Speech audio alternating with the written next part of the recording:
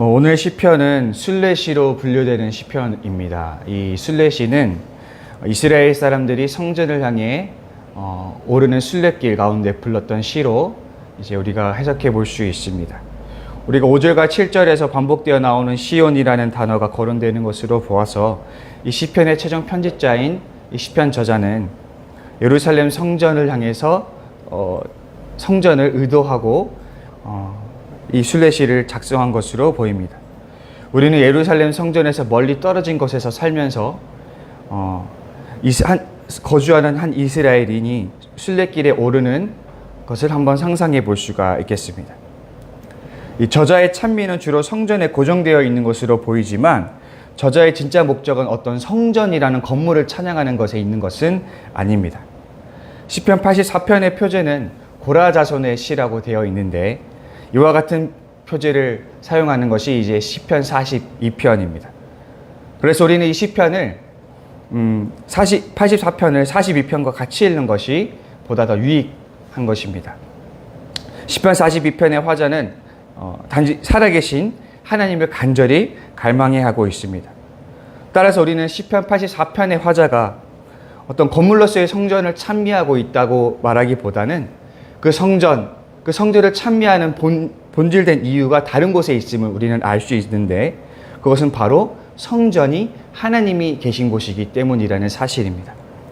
84편의 시편 기자가 진정으로 사모하는 것은 바로 하나님을 임재를 상징하는 것입니다. 이 시편은 하나님을 갈구하는 저자의 갈망을 다루고 있습니다.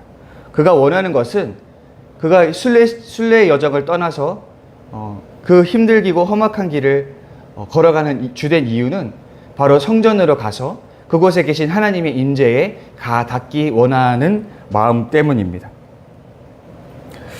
정신분석학자 자크 라캉은 인간의 욕망이 결코 채워질 수 없다라고 말을 합니다.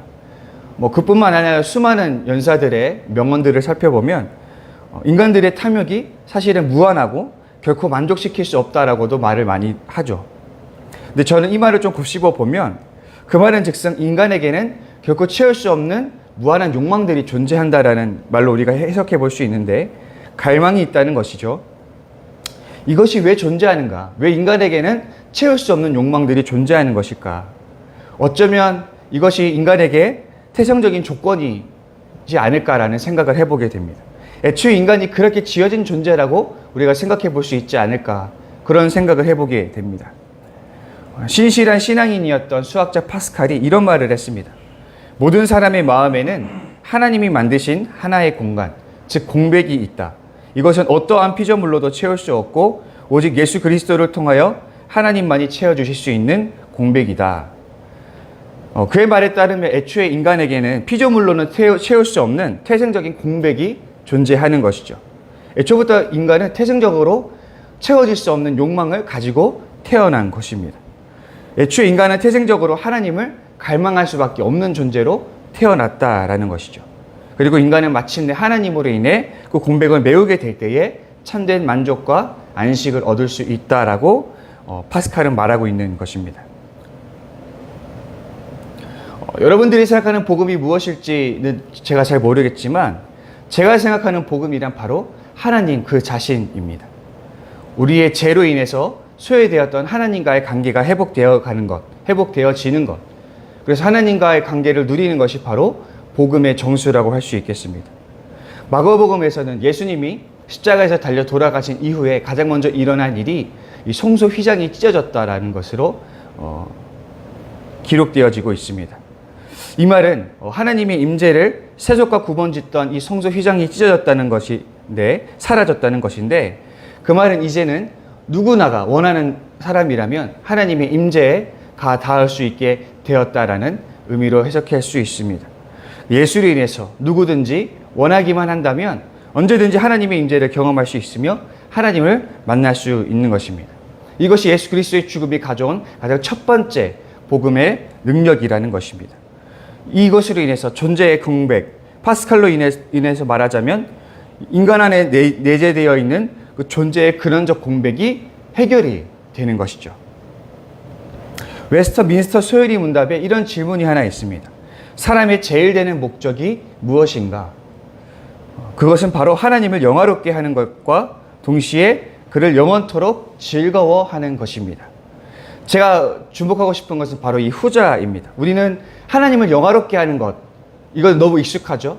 우리는 이제 주기도문에도 나와 있듯이 하나님의 이름을 거룩하게 하는 것은 우리에게 너무나 익숙한 것이고 우리가 평상시에 자주 생각하는 것입니다.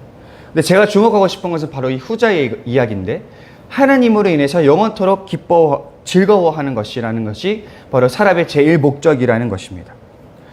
이 말에 따르면 인간의 목적은 하나님 그 자체입니다. 하나님으로 인해서 만족하며 기뻐하는 것이 인간의 제일 되는 목적이라는 것이죠. 시편 131편은 이렇게 기록합니다. 실로 내가 내 영혼으로 고요하고 평온하게 하기를 젖된 아이가 그의 어머니 품에 있음 같게 하였나니 내 영혼이 젖된 아이와 같도다. 이찬수 목사님이 이 구절을 인용하시면서 설교를 하신 적이 있었는데, 그걸 제가 들은 적이 있었는데 이렇게 이야기하셨습니다. 젖을 땐 아이가 여전히 엄마 품에 있는 것은 저 때문이 아니죠. 그것은 이제 엄마 품 자체가 좋아서인데, 마치 신앙이 이것과 같다라는 것입니다.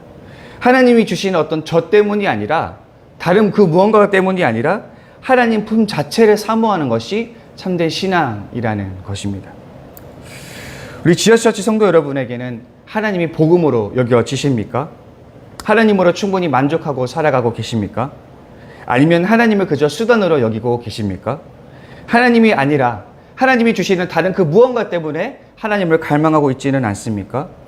그러나 진짜 복음은 다른 것이 아니라 하나님 그 자체라는 것입니다. 우리가 하나님 그 자체를 즐기고 누리는 것, 그것을 복음으로 삼는 것이 우리의 가장 첫 번째 목적이라는 것입니다. 예수님이 한번 이렇게 말씀하셨죠. 나는 포도나무요, 너희는 가지라. 가지가 열매를 맺기 위해서는 줄기에 붙어 있는 것이 가장 먼저 행해야 할 것입니다. 이 신앙이라는 행위가 어떤 열매를 맺기 이전부터 가장 먼저 신경 써야 되고 수고해야 되는 것이 뭐냐면 바로 하나님 안에, 예수님 안에 거하는 것이 가장 먼저 되어야 한다라는 것입니다. 다시 한번 강조하자면 하나님이 복음입니다. 예수님이 십자가의 죽음으로써 우리에게 가장 먼저 손에 쥐어주시고자 했던 것이 바로 이 하나님이라는 복음입니다. 이 하나님으로 인해 기뻐하며 즐거워하시기 바랍니다. 하나님과의 관계를 통해 기쁨과 만족을 얻으시기를 바랍니다. 이것이 먼저이고 이것이 우선된 목적임을 기억하며 언제나 이 하나님을 복음으로 기뻐하며 살아갈 수 있는 우리 지체들 될 수 있기를 간절히 소망합니다. 계속해서 우리가 또 살펴보기를 원하는데요. 우리는 인생을 여정에 빗대어 표현하기를 좋아하죠. 성경에서도 이스라엘 백성을 나그네라는 단어를 통해서 어떤 여행적인 맥락에서 이스라엘을 설명하기도 합니다. 그렇다면 예루살렘 성전을 향한 순례길은 우리 존재가 온전한 하나님 품에 안기기까지의 여정으로 우리가 볼 수도 있을 것 같습니다. 근데 이 시대의 순례길이라는 사실 굉장히 영광스럽고 복된 길이지만 동시에 굉장히 두렵고 불안하고 무서운 일이기도 했습니다. 왜냐하면 이 시대의 순례길의 여정이란 황량한 사막의 위험을 마주하는 일이기 때문이었습니다. 사막에는 이름 모를 사나운 짐승들과 또 도적들이 숨어 있고 결코 결핍을 채울 수 없는 그 삶의 사막의 촉박함을 마주해야만 합니다. 그래서 시편 기자는 6절에서 이 순례자가 처하게 되는 운명에 대해서 이야기하는데, 이 순례자는 눈물 골짜기를 지나게 될 것이라고 이야기하고 있습니다. 여행길에서 반드시 만나게 되는 것이 바로 이 눈물 골짜기인 것입니다. 눈물 골짜기라는 이름에서 유추할 수 있듯이 이 골짜기는 눈물 없이는 지나갈 수 없는 매우 두렵고 위험한 곳입니다. 신앙적 여정은 안전이 확보된 탄탄대로를 걷는 것과는 거리가 멉니다. 신앙의 여정을 걷는 성도들은 반드시 눈물 골짜기를 마주하게 될 것이라는 사실입니다. 그러나 동시에 이 눈물 골짜기 안에는 많은 은혜의 샘물이 있으며 또 이른비가 있음을 우리는 또한 기억해야 할 것입니다. 영적 순례길을 걷는 성도들이 반드시 기억해야 할 것은 신앙의 여정 속에는 눈물 골짜기가 존재한다라는 것이죠. 하나님은 하나님의 백성들을 꽃길로 탄탄대로로 인도해 주실 것이라고 약속하지 않습니다. 앞길에 나 있는 모든 장애물들이 애초에 우리를 피해가도록, 모든 고난이, 모든 어려움이 우리를 피해가도록 보호해 줄 것이라고도 약속하지 않으십니다. 예수님은 구원의 길이 좁고 험난하여 찾는 사람들이 적다라고 경고하셨고, 또 제자들을 세상에 보냄이 양을 이리 가운데 보낸 것 같다라고도 묘사하셨습니다. 신앙의 여정은 때로는 두렵고 불안하고 험난한 골짜기를 통과해야 하는 것입니다. 그러나 우리가 반드시 기억해야 할 것은 그 골짜기 안에는 많은 은혜의 샘이 또 이른비가 있다는 것을 우리가 기억해야 한다는 것이죠.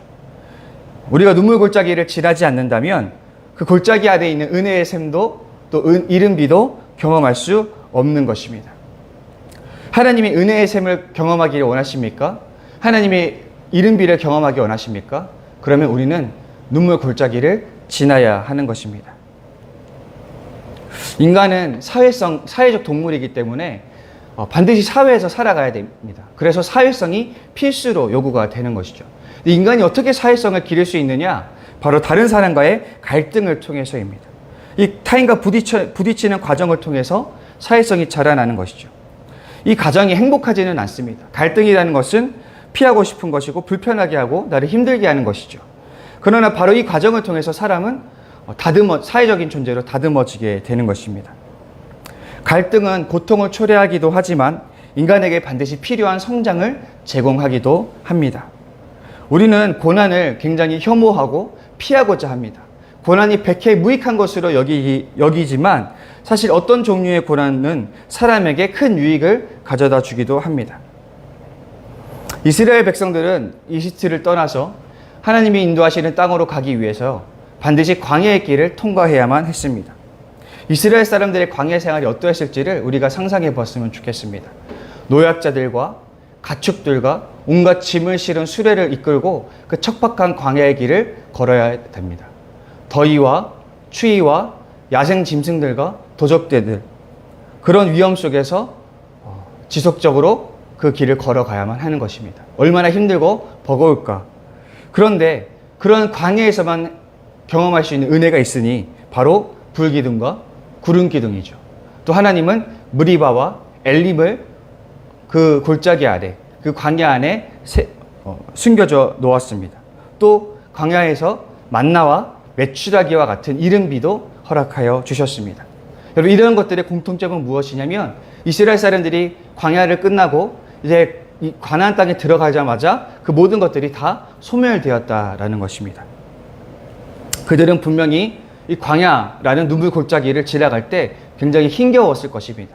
그러나 동시에 그들은 그 광야의 삶을 눈물 골짜기 안에 숨겨져 있는 은혜의 샘과 이른 비로 인해서 넉넉히 그 광야의 삶을 또 눈물 골짜기를 지나갈 수 있었다라는 것입니다. 하나님이 나를 성장시키기 위해서 일부러 고난을 허락하시는가 하면 사실 그것은 제가 대답할 수 있는 문제는 아니라고 생각을 합니다. 다만 나의 성장을 가져올 어떤 고난이 내 삶에 우연히 닥치게 된다면 하나님은 그것을 이용하실지도 모르겠다는 생각을 합니다.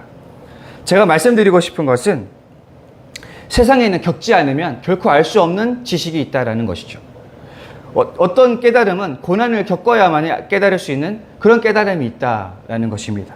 마찬가지로 신앙에도 눈물 골짜기 안에서만 경험할 수 있는 은혜의 샘물이 있고 이른 비가 있더라라는 것입니다.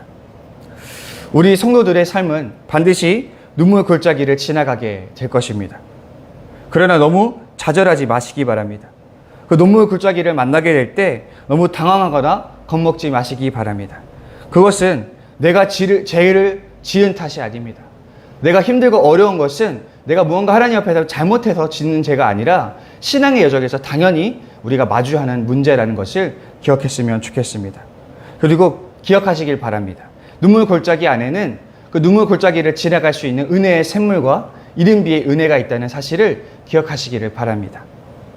그래서 그 골짜기 안에 숨어있는 은혜의 샘물과 이른 비를 기대하시기를 바랍니다. 하나님이 부어주실 그 놀라우신 은혜를 사모하시기를 바랍니다. 지하처치 성도 여러분, 저는 여러분의 삶에 샬롬이 가득하기를 원합니다. 여러분들의 삶에 평안만이 가득하기 원하며 하나님으로 인해 충만하기를 원합니다. 하나님으로 인해 기뻐하며 그분이 베푸시는 은혜 속에만 살기를 원합니다. 그러나 우리의 삶에 혹여라도 고난이 찾아온다면 그것을 이상하게 생각하지 마시고 좌절하거나 절망하지 마시고 그 고난을 믿음으로 받아들일 수 있는 저와 여러분이 될 수 있기를 바랍니다. 그리고 그 안에서 그 고난 속에서도 숨겨져 있는 은혜의 샘물을 발견하고 이른 비를 발견하여서 그 은혜를 누릴 수 있는 우리가 되기를 바라며 그 은혜의 샘물과 이른 비를 통해서 우리가 보다 더 성장하여 또 신앙의 도약이 일어날 수 있는 저와 여러분이 될 수 있기를 바랍니다. 그래서 우리 성도님들 고난을 대하는 태도를 우리는 바꾸어야 합니다. 그것을 무조건 두려워할 것이 아니라 그 안에 오직 그 고난 안에서만 발견할 수 있는 은혜의 샘물로 인해서 그 고난을 받아들이고 적극적으로 수용하는 저와 여러분이 될 수 있기를 바라며 그 고난을 통해서 한 단계 더 성장하는 저와 여러분이 될 수 있기를 간절히 소망합니다. 우리 시간 함께 기도했으면 좋겠습니다. 먼저 기도하실 때는 하나님, 내가 다른 그 무엇이 아니라 하나님으로 인해 기뻐하며 만족하는 삶을 살게 하소서.